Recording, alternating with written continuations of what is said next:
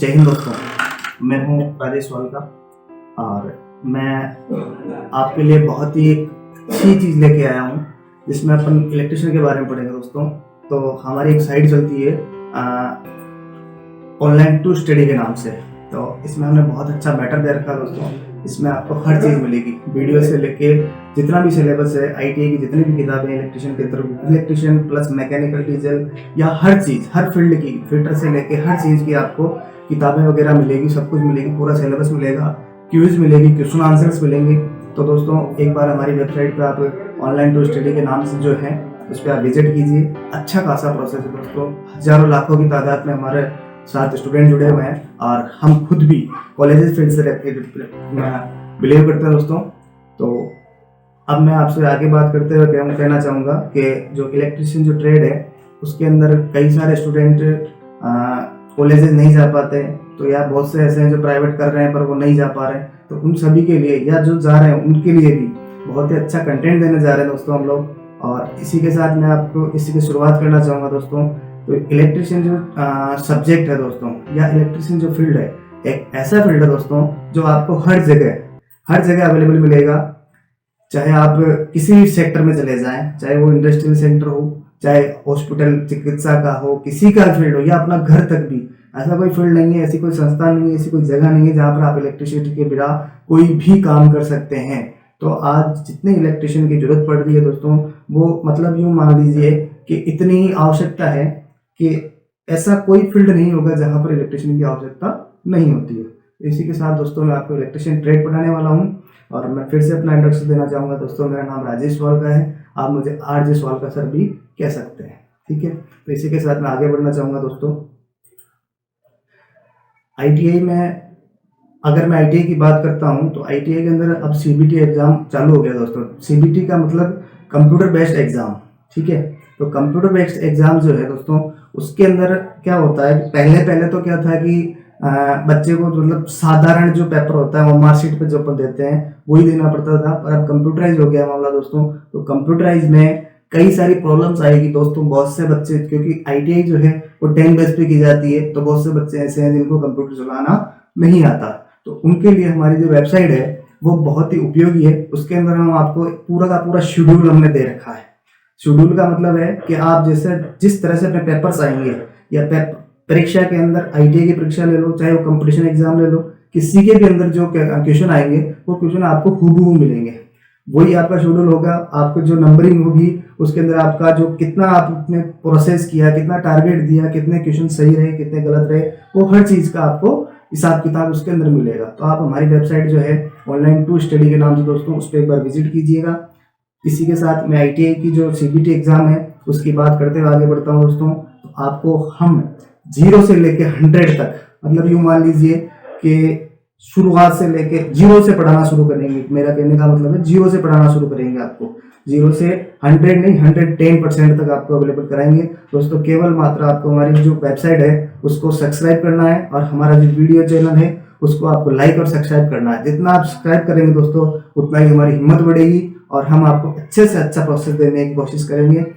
तो इसी के साथ मैं शुरुआत करता हूँ दोस्तों। जय हिंद, जय भारत। तो इलेक्ट्रिशियन जो है दोस्तों, इसके कई सारे फील्ड हैं। तो इलेक्ट्रिशियन जो है दोस्तों, से इसमें अपन टारगेट लेके चलते हैं टेक्निकल हेल्पर। तो टेक्निकल हेल्पर जो है दोस्तों, उस टेक्निकल हेल्पर में आपको पता है कि कम से कम 60% जो मैटर है, कम से कम जो 60% मैटर है दोस्तों, वो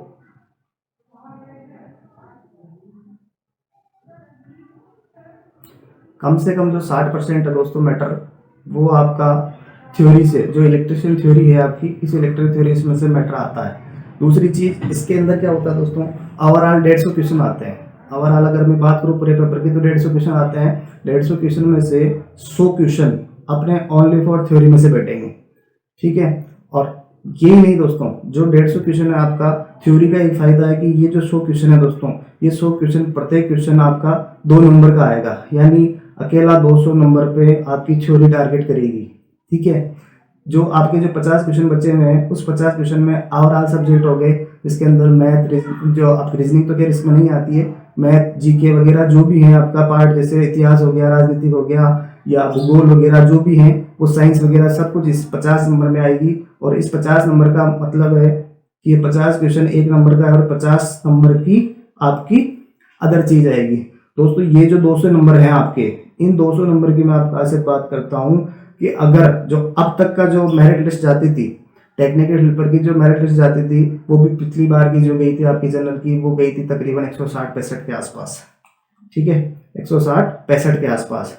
इस 160-65 में जनरल का बंदा, जो जनरल कैटेगरी का जो बंदा है, वो सेलेक्ट हो गया था। ठीक है, तो आपको क्या करना है दोस्तों, अगर आप अपने आप में सोचें तो यूँ मान लो कि अगर अदर सब्जेक्ट, ये जो 50 नंबर के जो सब्जेक्ट हैं, ये सब्जेक्ट अगर मान लो ज़्यादा इंटरेस्ट ना भी लेते हो, आप केवल मात्र ये 100 नंबर 100 जो क्वेश्चन है थ्योरी के, यानी 200 नंबर के जो क्वेश्चन है, अगर इस 200 नंबर को टारगेट लेके चलते हो दोस्तों, तो आपको ये थ्योरी ही आपको टेक्निकल हेल्पर बना देगी। ये 110% है। ठीक है, इसी के बाद अपन बात करते हैं, तो अपना जो टारगेट है वो रेलवे को भी लेके टारगेट चलता है। रेलवे के अंदर काफ़ी सारी वैकेंसी आती है दोस्तों, जैसे लोको पायलट हो गया, ठीक है, उसके अलावा मेट्रो होगी। तो कई सारी ऐसे फील्ड है जिसके अंदर वही जो मैं आपको बता रहा था, 60%, 50%, 60% के आसपास मैटर आपका थ्योरी में से पूछा जाएगा। इसके अंदर दिल्ली मेट्रो ले लो आप, चाहे आपके टेक्नीशियन की वैकेंसी ले लो, चाहे लोको पायलट की वैकेंसी ले लो आप, इन सब के अंदर थ्योरी का होना बहुत जरूरी है दोस्तों। और थ्योरी है वो मैं आपको इस कदर से पढ़ाऊंगा कि आपको मतलब यूं लगेगा कि यार हलवा है। ठीक है, तो इसी के साथ मैं आगे बात करना चाहूंगा अन्य परीक्षाओं की। तो अन्य परीक्षाओं में क्या होता है दोस्तों, अन्य परीक्षाओं के अंदर क्या होता है दोस्तों, अन्य परीक्षाओं के अंदर आपको, एक सेकेंड, अन्य परीक्षाओं के अंदर जैसे प्राइवेट सेक्टर हो गया दोस्तों, उसके अलावा कई सारी कंपनीज हैं, जैसे बेल हो गया, बेल कंपनी हो गई, कई सारी एचसीएल वगैरह, हर फील्ड के अंदर आपको जो इलेक्ट्रिशियन के थ्रू वैकेंसी मिलेगी दोस्तों, और अच्छा खासा पैकेज इनके अंदर दिया जाता है। ये भी एक तरह से मान लीजिए गवर्नमेंट वैकेंसी के अकॉर्डिंग ही मानी जाती है, उसी के हिसाब से मानी जाती है। जितना प्रोसेस आपका इसको लेके है, जितना गवर्नमेंट वैकेंसी को लेके, उतना ही इन सेक्टर में, इन सारे सेक्टरों में उतने हिसाब से पेमेंट किया जाता है। ठीक है, अगर मैं आगे बात करूं तो इलेक्ट्रिशियन के अंदर अपन इन टॉपिकों को, जो आपके सामने लिस्ट दे रखी है, इन टॉपिकों को अपन डिस्कस करेंगे। और विद्युतकार जो होता है, इलेक्ट्रिशियन जो होता है, एक मिस्त्री जिसको अपन कह सकते हैं, उसको कई सारी सावधानी रखनी पड़ती है, अपने लिए क्या क्या उसको सावधानी रखनी पड़ती है, वो चीज सब टॉपिक इसके अंदर अपन पढ़ेंगे। ठीक है, दूसरा जो टॉपिक है आपका, इसके अंदर पढ़ेंगे अपन विद्युतकार के सामान्य औजार। सामान्य औजार का मतलब टूल्स, जितने भी टूल्स वो काम में लेता है। तो जैसे पेचकस हो गया आपका, पेचकस को अपन जो अपनी जो टेक्निकल भाषा है उसके अंदर स्क्रू ड्राइवर बोलते हैं। जैसे कॉम्बिनेशन प्लायर वगैरह हो गया, टेस्टर वगैरह हो गया, तो जितनी भी चीजें हैं उसकी, जितने भी औजार है उसके अंदर जो उसको एक इलेक्ट्रिशियन को जरूरत पड़ती है, उन सब के बारे में अपन पढ़ेंगे। ठीक है, अगला जो टॉपिक है आपका, आग एवं अग्निशामक यंत्र। ठीक है, तो इसमें जितने भी दोस्तों, जितनी प्रकार की आग होती है, आग का प्रकार का मतलब जैसे किस फील्ड में लगी है, जैसे कागज में लगी है आग, लकड़ी में लगी है आग, या पेट्रोल में लगी है, गैस में लगी है, तो उन सभी के फील्ड के बारे में अपन इसमें पढ़ेंगे। ठीक है, और अग्निशामक यंत्र, जो आपके अग्निशामक यंत्र है, अग्निशामक यंत्र क्या होता है दोस्तों, आग को बुझाने के लिए जो उपकरण काम में लिया जाता है उसको अग्निशामक यंत्र कहा जाता है। ठीक है, तो इनके प्रकार और इनके बारे में, कौन कौन सा अग्निशामक यंत्र कहाँ कौन सी प्रकार की आपको बुझाने में काम आएगा, इसके बारे में अपन जानेंगे। ठीक है, ये है आपका प्रारंभिक विद्युत। प्रारंभिक विद्युत में अपन जो स्टार्टिंग जो विद्युत है उसकी बेसिक जानकारी अपन जानेंगे। ठीक है, इसके बाद है चालक, अर्धचालक एवं कुचालक। तो आपका जो अपना जो 3 प्रकार के पदार्थ होते हैं, कोई भी पदार्थ 3 प्रकार का होता है, या तो चालक होगा, या अर्धचालक होगा, या कुचालक होगा। तो इन तीनों के बारे में अपन डिटेल से पढ़ेंगे। ठीक है, अगला है दोस्तों सोल्डरिंग।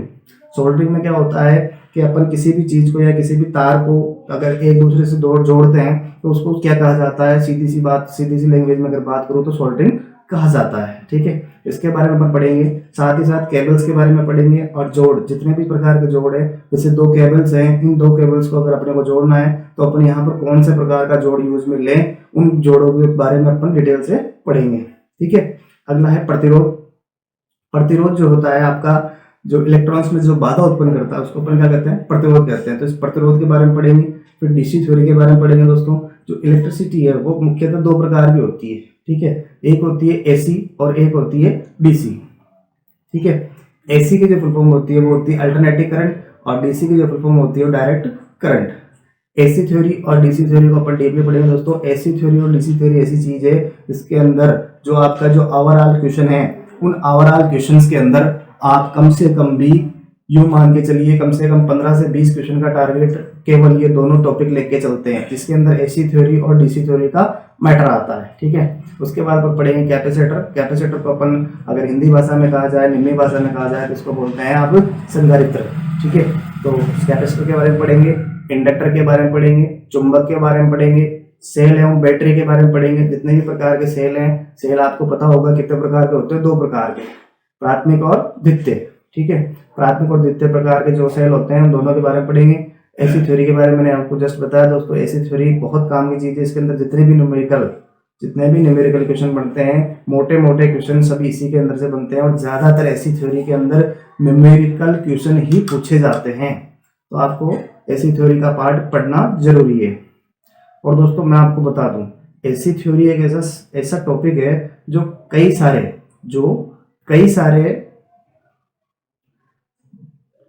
सारे बच्चों को नहीं आता दोस्तों, और यही आपको अदर बच्चों से बेस्ट बनाएगा। क्योंकि दोस्तों आईटीआई जो बेस के जो बच्चे हैं वो थ्योरेटिकल जो पार्ट है वो तो कर लेते हैं, बाकी जो न्यूमेरिकल पार्ट है, न्यूमेरिकल पार्ट का मतलब हो गया क्वेश्चन आंसर। जैसे उसमें कई सारी चीजें हो गई, जैसे किसी भी चीज का अपने को वोल्टेज निकालना है, किसी भी चीज का अपने पावर निकालना है, तो इन चीजों में क्या होता है कि बच्चा पीछे रह जाता है, वो इस चीज को क्लियरली नहीं कर पाता। विद्युत रिले, वियोजक और पृथक, तो जितने भी रिले वगैरह होती है, रिले का मतलब क्या होता है जो सर्किट को जोड़ने और तोड़ने का काम करता है। दोस्तों वियोजक का मतलब ये होता है जो सर्किट को जोड़ने और तोड़ने का काम करता है। ठीक है, तो वियोजक के बारे में पढ़ेंगे अपन। उसके बाद ट्रांसफार्मर के बाद पढ़ेंगे दोस्तों। ट्रांसफार्मर आप सब जानते हो, अपने कई सारे ट्रांसफार्मर लगे हुए मिल जाएंगे। ट्रांसफार्मर 2 प्रकार के होते हैं दोस्तों, आपका सिंगल फेज और 3 फेज। ठीक है, इसके अंदर कई सारी डिटेल्स है, वो डिटेल्स में भी आपको डिस्कस नहीं कर सकता क्योंकि दोस्तों फिर वीडियो बहुत लंबी हो जाएगी, तो मैं आपको इसके बारे में डीपली इसके अंदर पढ़ाया जाएगा।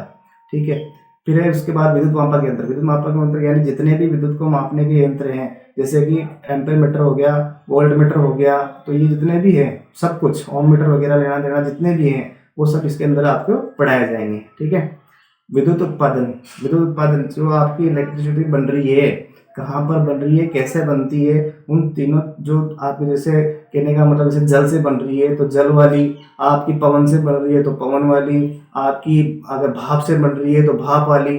ठीक है, तो जितनी भी है उन सब के बारे में आपको इसमें पढ़ाया जाएगा।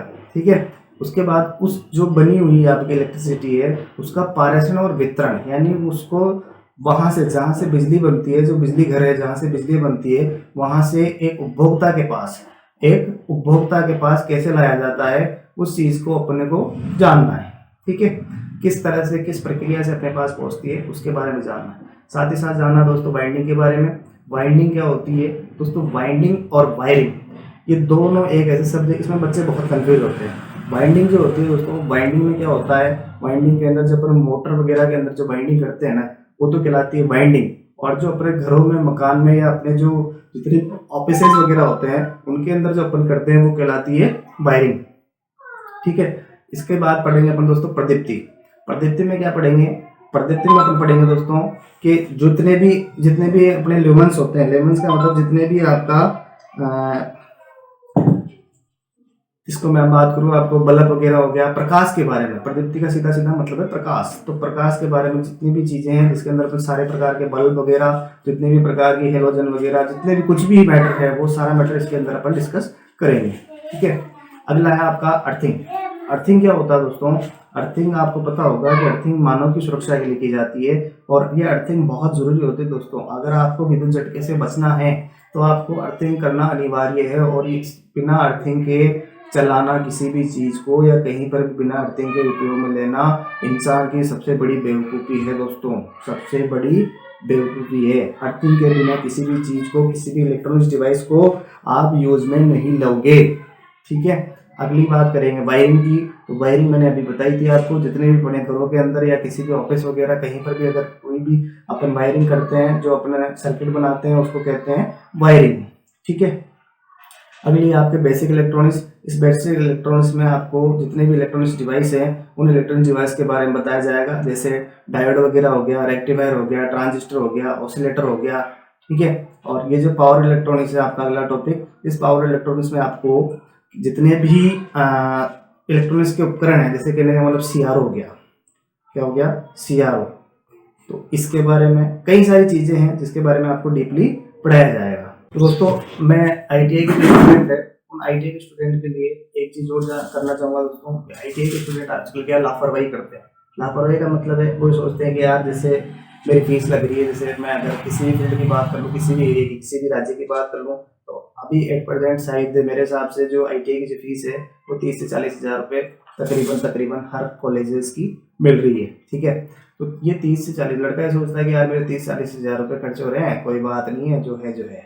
पर दोस्तों 30-40 हज़ार रुपये आपके खर्च नहीं हो रहे हैं। आप सोच लो, एक आईटीआई करने का मतलब है कम से कम भी 2-2.5-3 लाख रुपए आप खर्च कर रहे हो दोस्तों।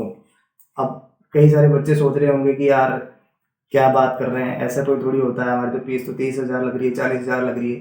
बोले नहीं दोस्तों, अगर आप इसको कैलकुलेशन लगाते हो अपनी लाइफ से, तो मैं आपको एक सीधा सीधा कैलकुलेशन देना चाहूँगा कि इसके अंदर क्या होता है दोस्तों। जैसे अगर मैं आज बात करता हूँ आपकी कि 30 हज़ार तो आपने से जो भी फीस है आपकी दे दी, या 40 हज़ार दे दी, या ओवरऑल लगा अपन मान लेते हैं लास्ट एंड फाइनल अच्छा से अच्छा कॉलेज है तो वहाँ की 50 हज़ार फीस होगी आपकी एट परसेंट। ठीक है, बाकी अगर अपन इसकी कैलकुलेशन बताते हैं दोस्तों, तो अगर बच्चा जैसे आईटीआई करता है तो 2 साल का कोर्स होता है दोस्तों। कितने साल का? 2 साल का कोर्स, आप सब जानते हैं। इस 2 साल के कोर्स के अंदर अगर अपन मानते हैं कि बच्चा कॉलेज नहीं जाता है, बच्चा कॉलेज नहीं जाता है, तो वो अगर जैसे कहीं पर काम भी करता है ना दोस्तों, तो 300 रुपये पर डे के हिसाब से, अगर मजदूरी भी करता है तो कम से कम 300 रुपये पर डे के हिसाब से उसका पड़ता है। अगर 300 रुपये पर डे के हिसाब से अपन मानते हैं, वो 30 दिन मजदूरी जाता है, 1 महीने मजदूरी जाता है, तो 300 के हिसाब से उसका 9,000 रुपये पेमेंट बनता है। ठीक है, 9,000 रुपये जो उसका पेमेंट बनता है, यानी 1 महीने के अंदर वो कितने कमा रहा है? 9,000 रुपये कमा रहा है। अगर अपन इसका जो ओवरऑल की बात करें 12 महीने का कितना हो गया, तो 12 महीने के बाद 1,08,000 रुपये के आसपास उसका 12 महीने का टारगेट बैठता है। ये तो हुई 1 साल की बात। ठीक है, अगर मैं इसको इसी चीज़ को अगर ले तो ये 1 साल का 1,08,000 हो गया, तो 2 साल का कितना हो गया दोस्तों? 2,16,000। ठीक है, 2,16,000 रुपये हो गए। आपकी फीस कितनी लगी थी दोस्तों? 50,000 रुपये। कितनी? 50,000 रुपये, या 40,000 रुपये या 30,000 रुपये, जो भी मानते हो आप। तो ओवरऑल तकरीबन 2.5 लाख रुपये आपका क्रॉस होता है। तो ये 2.5 लाख रुपये दोस्तों आपको वेस्टेज नहीं जाने हैं। और अब तक जो हुआ वो कोई दिक्कत नहीं है, पर अब आपको चाहे आप कॉलेज ना भी जा रहे हैं, तो आप हमारी जो वेबसाइट है आपकी ऑनलाइन टू स्टडी के नाम से, उस ऑनलाइन टू स्टडी पे विजिट कीजिए और हमारे वीडियोस देखिए। आज से हम शुरुआत कर रहे हैं और आपका हमें पूरा साथ चाहिए दोस्तों। दबा के लाइक और सब्सक्राइब से चाहिए हमारे को, ताकि हमें आगे वीडियो बनाने का मौका मिले। दूसरी चीज़ कि हमें इस चीज़ से आपको प्रोत्साहन मिलता है दोस्तों। आपका कुछ नहीं जाएगा, आपका कुछ नहीं जाएगा, लाइक और शेयर करने से या सब्सक्राइब करने से आपका कुछ नहीं जाएगा दोस्तों, केवल हमारा मनोबल बढ़ता है। ठीक है, तो इसी के साथ दोस्तों मैं अलविदा कहना चाहूँगा। दोस्तों मैं एक ही बात कहना चाहूँगा कि कुछ कर जाओ ऐसा कि दुनिया करना चाहे आपके जैसा। ठीक है, तो इसी के साथ अलविदा दोस्तों, मिलते हैं नेक्स्ट क्लास में। और उसी के साथ अपनी थ्योरी की जो फर्स्ट क्लास है, जैसा कि मैंने आपको बताया, उस फर्स्ट क्लास पे फर्स्ट टॉपिक पे अपन डिस्कस करेंगे नेक्स्ट वीडियो से। ठीक है, ओके, थैंक यू।